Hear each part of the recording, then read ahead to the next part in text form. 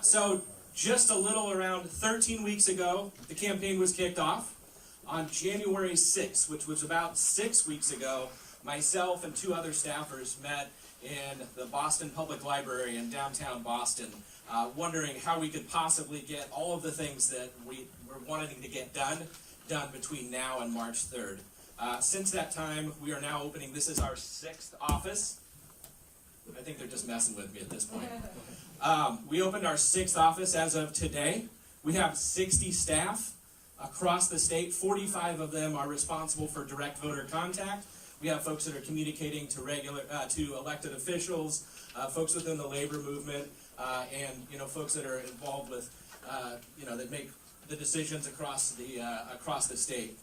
One thing that we didn't expect was that going into it 2 weeks out, we would be tied for second in the state of Massachusetts. So one thing I would ask, in a number of these districts, the big number that you should remember, and I'm sure you all have heard all the pundits talk about, is getting to 15%. There's at least 2 districts where we're there. There's another 3 to 4 where we're almost there. And these districts will be determined by less than 500 votes as far as who gets delegates and who does not. So if you have 15 minutes or you have 15 hours between now and by the time the polls close on March 3rd, we would ask that you take some of your time and we will make good use of it. So thank you so much for coming out. We have a lot of work to do, and I don't want to belabor this any longer. I do want to turn it over to our next speaker. She was elected to city council at the age of 21 here in Medford. She then served for 18 years, and recently, in November, she was elected as mayor of Medford. She's a mother of 3, an attorney, and the current mayor of Medford, Breanna Lungo Koehn.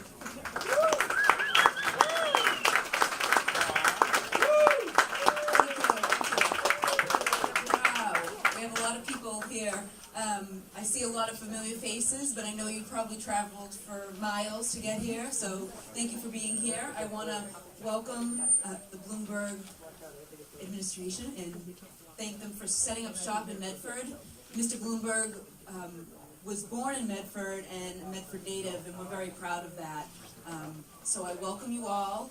I thank you for being here, and best of luck. And if you need anything from the city, we are here to help. Thank you. And Mr. Ed Davis, he'll be speaking. Thank you, ma'am. Good afternoon to everybody. I won't stand up there because I don't have to. Listen, I can't tell you how much I appreciate your being part of this, and the energy in this room is just palpable. Thank you so much. This is an exciting time for Mike and exciting time for the state of Massachusetts. I got to know the mayor when I was the Boston Police Commissioner. Mayor Menino and I traveled to Washington as Mayor Menino and Mayor Bloomberg set up Mayors Against Illegal Guns. So I got to know him around that issue. I traveled with that issue for a while, gave speeches at different places, but I got to see how Mayor Bloomberg was smart enough, tough enough, and courageous enough to take on the gun lobby. And when I look at what he did then, and I look at the landscape right now, I truly believe he's the only one that can face Trump in November. And this is something...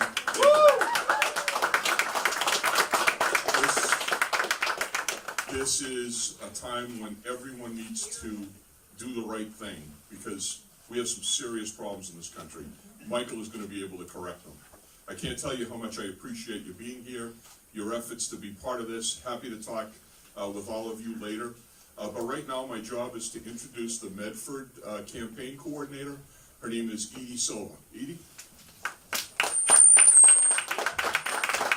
Real quick, Edie stepped outside for just a second. She's coming right back in. One thing I wanted to say is we will make sure that we have a selfie line.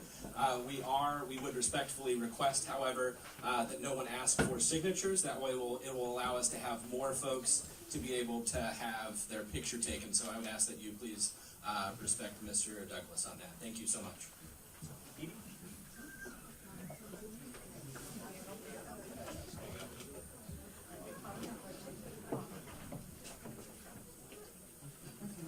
Opportunity to visit with Michael in New York at his invitation for a dinner after the Mayors Against Illegal Guns project was well underway.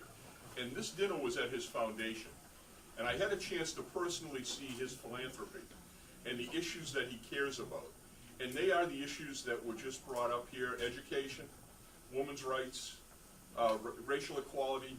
He has a long track record of doing the right thing in New York City. And he's a proven leader there.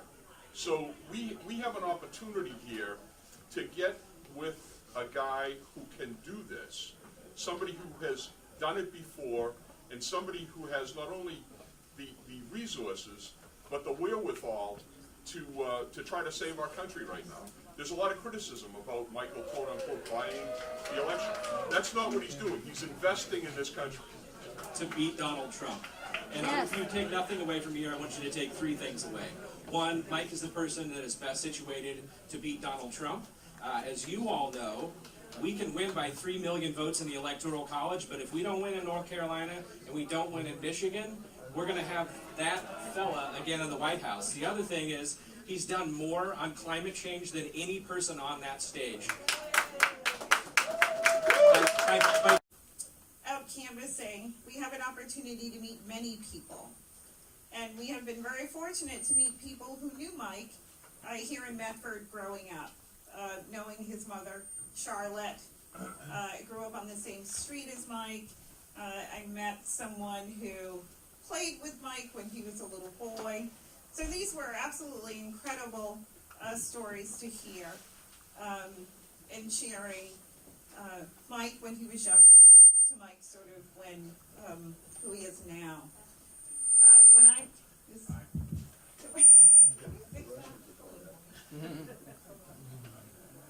that better? That's better. So I personally had an opportunity to meet Mike Bloomberg. I was 28 years old a couple of months ago. I was 28 years old. Mike just started, well, his company was not that old, but it was still in development, the Bloomberg Company. And I worked for a management consulting firm, and we were working with Mike on sort of the back end of some of his software technology. And I remember being in the room with him, and I've never forgotten this. Not only is he extremely bright and intelligent, but I felt his compassion and a warmth from him that carried me pretty much throughout my career. And I used him as a benchmark for other leaders that I have met during the course of my career. And so for me, being involved in Mike Bloomberg 2020 is personal, and I think it needs to be personal for all of us to make sure that Mike gets to the White House, works with all of us to defend our democracy, and so we can defeat Donald Trump. And that is why we are all here in support of him. So I want to thank you all for coming. Hopefully Mike is on his way in. He's coming. Is everybody ready?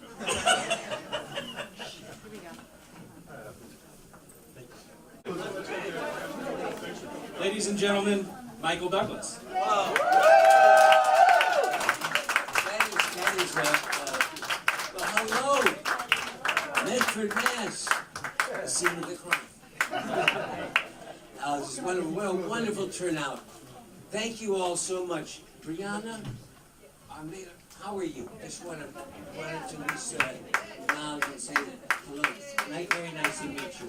So much to meet you. And thank all of you. Wow, what a wonderful turnout, a gorgeous day like this. And for you to be here means a lot. This office is going to kick some serious butt. I can feel that right now. This is really, really well done. So I guess how did I get here? Well, I mean, I've never done this before. I guess I did it in the movies. I did play the president.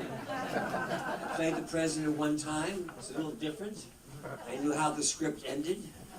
It always makes it a little easier. But, I mean, this is a twofold situation. Like most all of you that are here, I've progressively become more and more concerned about the direction that our country is going in the last 3 years. I mean, core concerns about the Republic, our Constitution, and finding it very disturbing. And at the same time, I was so ecstatic when Mike Bloomberg threw his hat in the ring almost 3 months ago now, having followed him for a long time. And I get a particular kick out of this because, as many of you know, I lost my dad very recently. And thank you all so much for your words of condolences that I've received over the last few weeks. But he was 103. I'll take that, right? So it's a wonderful life. And he liked to follow politics and things that were going on. And I remember now 3 months ago, and I live back east in New York, and he's out in California. We FaceTime each other all the time. And I FaceTime and said, Dad, I said, Mike Bloomberg's got his hat in the ring. And you know, he just sort of nodded, it was all good. He said, I'm all in, Dad, I'm all in. And contacted the Bloomberg organization that first day to come out here because I had a little experience with Mike. Not only as a New Yorker, I was in New York on 9/11. I watched what happened soon after that with the terrible economic demise that existed throughout the country, and saw Mike when he came into office soon after 9/11 and what he did to our city of 12.5 million people, which I think is more than most of our states, you know, sizes. And it was extraordinary how he reached out in so many ways. We knew about him as a businessman. And I guess one of the things that really impressed me is, you know, he froze all his interest when he became mayor of the city for 12 years. And wouldn't we all like to have a company that we just divested ourselves of all our interest for 12 years and it quadrupled in value while we were gone? You know, I said, I like Mike. This guy's doing something really right. And then I knew he was a successful businessman, but then I saw him as a politician, as the mayor of New York, and his improvements were extraordinary. The city was really hurting. He found 500,000 more jobs for the city. He did a tremendous amount for the education, both public schools, raising salaries for teachers, working on all sorts of programs. His health issues, we know, no one could believe it when he said there's going to be no smoking in bars and restaurants. And right, sure. And he pulled it off. So one thing after another, if ever there was a expression for a candidate, Mike gets it done, this is Mike Bloomberg. I've never seen a guy who accomplishes more and doesn't ask for a lot of, he's not out there, he's not a showboat, he's not a showman, he just takes care of things, he sees a problem, and he gets it done. Now, there's been a lot of talk about all the money he's spending for this campaign, and people always ask him, you're spending so much money to beat Trump, and he says, would you like me to spend less? No. So, I mean, there you go. And while he's been at it, while he's been a successful businessman, an incredible mayor of our city, he has spent over $10 billion in his philanthropy work, which is just amazing. Personally, again, for me,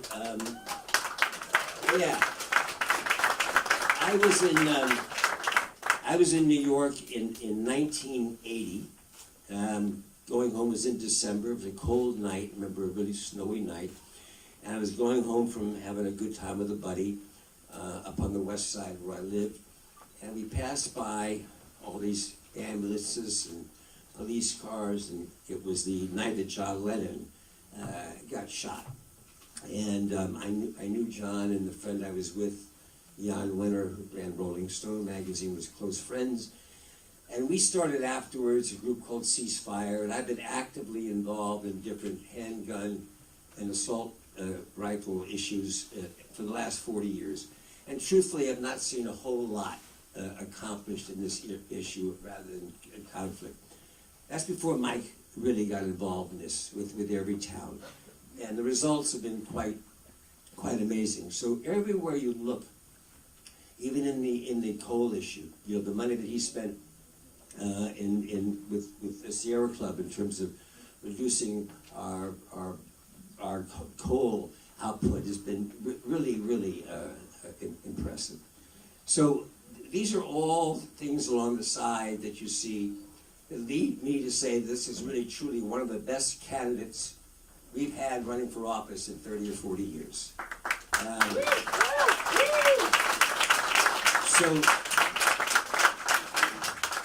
I mean, he may not win the contest in stand-up comedian of the time, but you can't be everything to everybody. So I just admire this guy so much, and I'm really happy to be out here sharing it, and obviously with this turnout. So we got tomorrow's get out the vote. We start getting out the vote on tomorrow, leading up to March 3rd, which is, I think we're going to be in a very exciting time. So I ask all of you, and first of all, I say thank you so much for being here today, for supporting Mike, and really hope that you put a little sandpaper on those knuckles, get them, so soften them up a little bit for those hard wooden doors that we're going to be knocking on heaven's door. Okay, so listen, thank you so much. I'm really happy to be here, and thank you for all of your hard work. And let's go see what happens, and let's get this done. Thank you.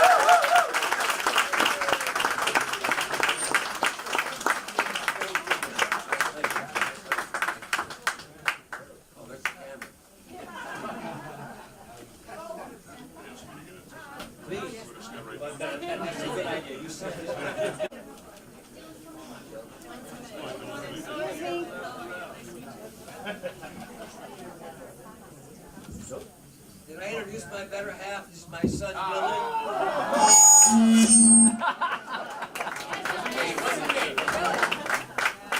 This is Ed Davis on WCAT. This is Ed Davis on Visual Radio. We're at the grand opening of Mike Bloomberg's headquarters here in Medford. On the Medford Malden line, actually, in the Town Line Plaza, and I'm here with Ed Davis. Hello, Ed. Hi, Joe. How are you? Good. It's great to see you here, man. Good to see you too. It's great to see the support and the crowd show. What did you think of the crowd? It was way beyond expectations. We had hundreds of people here. It was just an incredible and exciting, start to an office that's going to be very important to this campaign. I was really touched about the speech about the gun violence. Yeah, gun violence has been a big part of my life, my whole career. I was 20 years a police chief here in Massachusetts, 13 in Baltimore, and 7 as a police commissioner in Boston. And so over the course of that time, I've actually been to, I'll try and quantify it, around 400 homicides. So I've had a chance to see how it affects people, how the families are affected by it, how the neighborhood is affected by it. It's truly one of the great issues of our time. And what's great about Michael is he has the courage to take on the gun lobby. The work that he's done has helped to push the agenda of common sense gun laws to the forefront. And I think that's really important. It's going to save lives. Michael Douglas spoke about John Lennon's passing. He was with Jan Wenner. That was key, I think. You could feel the audience respond to that. There's no question. This is a visceral issue for many people. Anybody who has been at all victimized by gun violence knows it. But hundreds of people a week are killed by guns. Hundreds. It's something that we have to do something about. Michael's not for it. With Michael having lived in Medford, do you think this is a great launching pad for his campaign? I think it is. He has blue-collar roots. He came right from the storm. I really believe that when people get a chance to understand his history, they're going to be very supportive of him. He's a guy that came from nothing. He went to New York, he got fired, then he started his own company, and the company got bigger and bigger and bigger every year because he knows what to do. He's a very accomplished businessman. It's not all fakery with him. It's all valid, solid information. He's giving his financial information out. He's disclosing everything that's happened to him in 30 years in business. This is a man who we can trust, a man that's had the experience to really develop an agenda that's very close to me. Issues around gun violence, issues around women's rights, issues around environment. He's in the right place in all those things, and particularly education. He was the mayor of a big city, biggest city in the country. Michael Douglas made the point that twice as many people live in New York City as live in the whole Commonwealth of Massachusetts. So he knows how to govern. He knows how to get things done, and he understands the importance of giving kids a chance and through education. That's the difference that he'll make. I know you're busy, very busy. Could you give us a little rewind on what happened today? Where were you today earlier? Sure.